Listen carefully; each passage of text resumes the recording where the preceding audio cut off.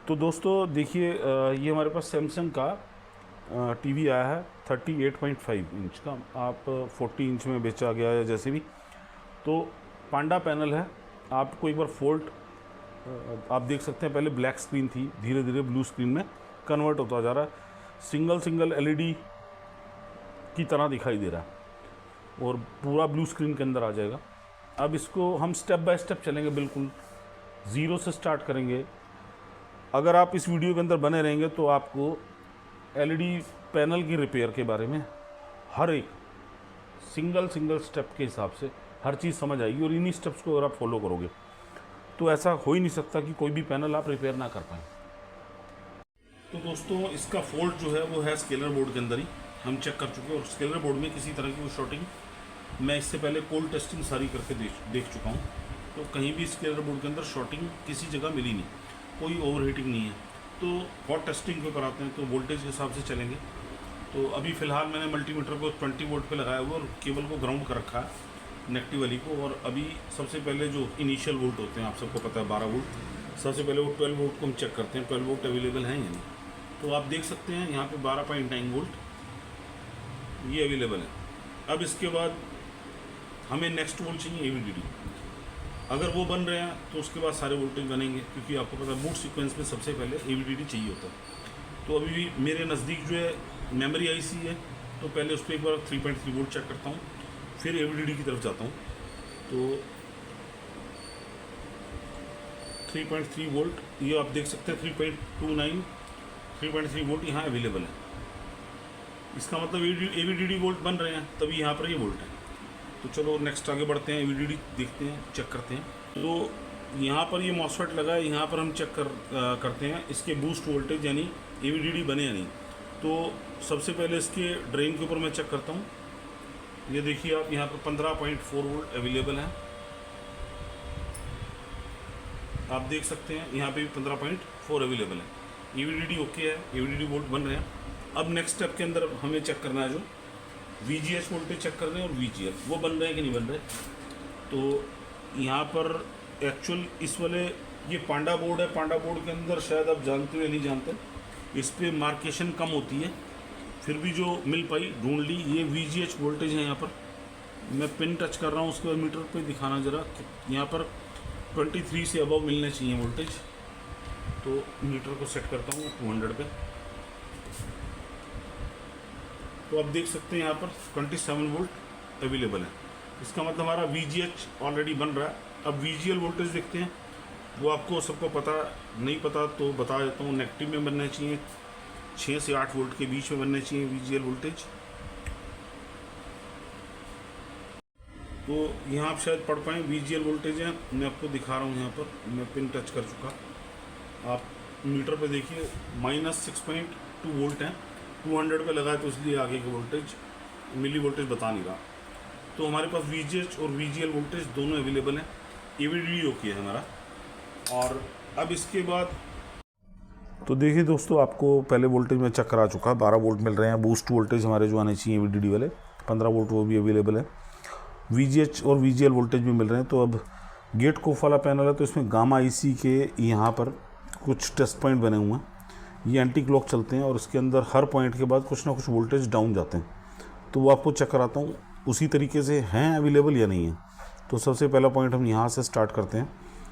तो आप मीटर पे देख सकते हैं 15.2 वोल्ट। इससे नेक्स्ट पॉइंट के ऊपर वापस जा रहा हूँ, आप मीटर पे ही रखना, 12 वोल्ट आ गए। इसके बाद इससे नेक्स्ट पॉइंट के ऊपर 11.4 वोल्ट आ गए। आप देखो ये बिल्कुल नीचे की तरफ जा रहे हैं, 10.8 वोल्ट आ गए। ये इसी तरह से कम होते चले जाएंगे।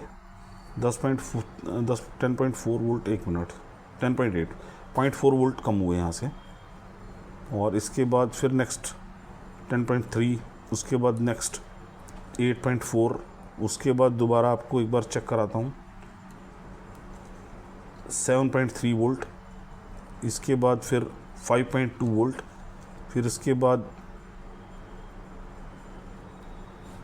5 वोल्ट, उसके बाद 4.6 वोल्ट, उसके बाद 4 वोल्ट, 4 वोल्ट, उसके बाद अब देखें 3.3 वोल्ट। अब इसके बाद पॉइंट में आएंगे, मिली वोल्ट्स ही होंगे, तो देख सकते हैं आप मिली वोल्ट्स में ही है, 0.2 वोल्ट। तो गामा IC भी प्रॉपरली काम कर रही है। अब फॉल्ट है कहाँ, तो अब फॉल्ट का डाउट जाता है, हमारे सारे वोल्टेज चेक हो चुके हैं। अब फॉल्ट जो है हमारा, वो जो डाउटफुल हो रहा है वो यहाँ हो रहा है कि गेट कोफ जो है, एक बार गेट कोफ के ऊपर हमें वोल्टेज चेक करने पड़ेंगे, वहाँ अवेलेबल हैं VGH और VGL वोल्टेज या नहीं, उनको एक बार चेक करते हैं। तो दोस्तों ये जो गेट कोफ लगे हैं दो यहाँ पर, इस गेट कोफ के ऊपर वोल्टेज चेक किए तो VGH वोल्टेज यहाँ अवेलेबल नहीं थे। उसके लिए जंपर लगाया, तो आपको एक बार दिखा देता हूँ। यहाँ VGH से जंपर गया है, ये आप जंपर शायद देख पाएँ अच्छे से, ये वाला।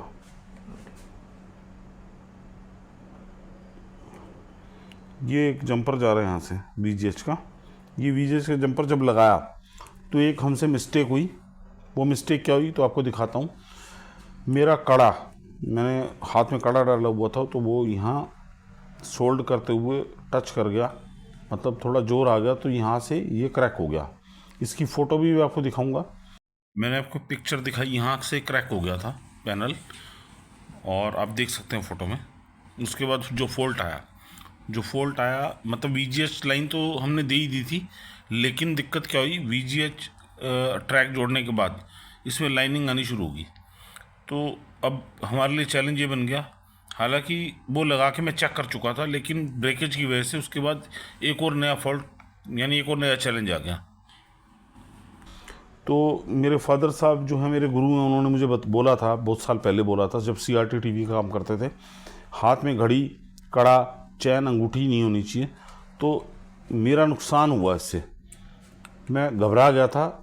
और तो ये आपको दिखाऊं, ये रहा कड़ा जिससे मेरा नुकसान हुआ था, इसको मैं उतार रहा हूँ। जब भी आपको अपना काम करना है वर्कशॉप के अंदर, ये कड़ा आपको रखना है एक साइड पे, या किसी भी जगह पे आप संभाल सकते हो। ये रिस्ट वॉच अगर आपकी मेटल की है तो भी आपको इसको एक साइड पे रखना है, और अगर रिंग है हाथ में या गले में चैन है तो इसको भी एक साइड पे रख दो आप।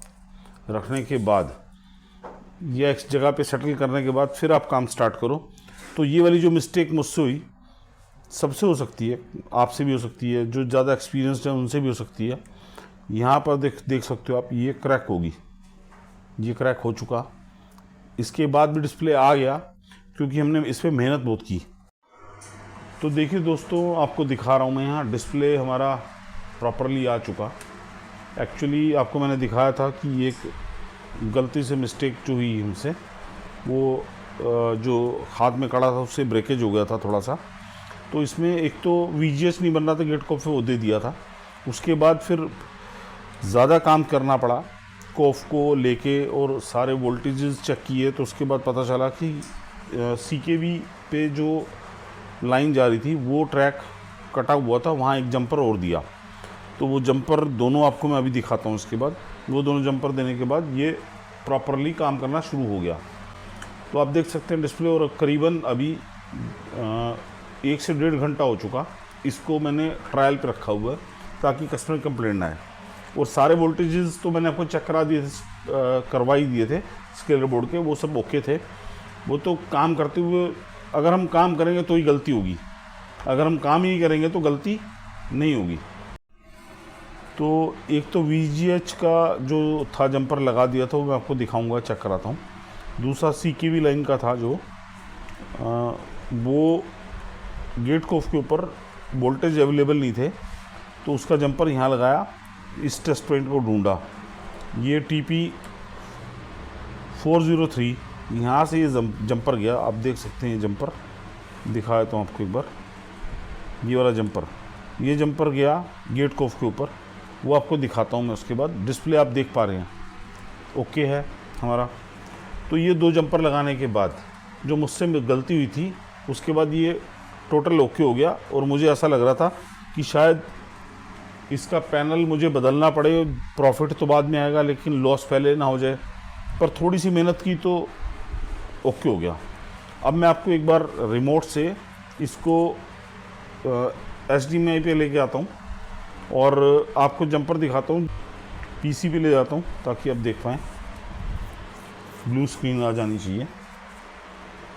आ चुकी है। आप देखिए यहाँ बाल की तरह आपको नज़र आएगा, जंपर इसी तरह से लगता है। इस दूसरे गेट कोफ के ऊपर सीकेवे लाइन जो गड़बड़ थी उसका जंपर यहाँ से लेके आप देख सकते हैं, ये आप देख सकते हैं शायद ये जंपर ब्लू डिस्प्ले से लिखी है, आप देख पाएँ प्रॉपरली। तो ये वाला जंपर जो है ये देखिए आप, ये नीचे की तरफ है। अब इसको सेटल करेंगे। सेटल करने का मतलब ये है कि साइड से ही लेके इसको एडजस्ट कर देंगे। तो मैं आपको दोबारा एक बार चेक कराता हूँ। अब देखो ब्लू स्क्रीन के ऊपर यहाँ से इस गेट कोफ, सेकंड नंबर वाले गेट कोफ की जो सीक्वेंस गड़बड़ थी, यहाँ से जंपर लिया और ये जंपर आप देख सकते हैं अभी डिस्प्ले के नीचे है। तो ये जंपर यहीं आ रहा है हमारा। तो ये ओके हो चुका। आपको दोबारा से एवी मोड के ऊपर ले जाकर दिखाता हूँ सोर्स से। सोर्स पे आ गया, एवी मोड के ऊपर आ रहा हूँ मैं। लाइव फॉल्ट ओके कर रहे हैं आपके सामने, आप देख सकते हो। तो मुझे पहले एक तो VGH का जंपर लगाना ही था, वो लगा, मिस्टेक हुई। उसके बाद दूसरा जो यहाँ से ब्रेकेज हुई, तो उसके बाद सीकेवे लाइन गड़बड़ हुई, तो उसका जंपर लगा दिया। तो दोस्तों आज आपको बहुत कुछ सीखने को मिला होगा। उम्मीद करता हूँ आज जो आप सीख पाए लाइव फॉल्ट के अंदर, इसकी कुछ ना कुछ वर्थ तो बनती है। अगर आप चैनल पर नए हैं तो प्लीज़ चैनल को सब्सक्राइब कीजिए, और अगर पहले से हैं तो वीडियो को लाइक शेयर कीजिए और कमेंट दीजिए, ताकि हम आपके लिए इस तरीके के अपने जो लाइव एक्सपीरियंस होते हैं उनको शेयर कर सकें। थैंक्स लॉट दोस्तों, जय हिंद।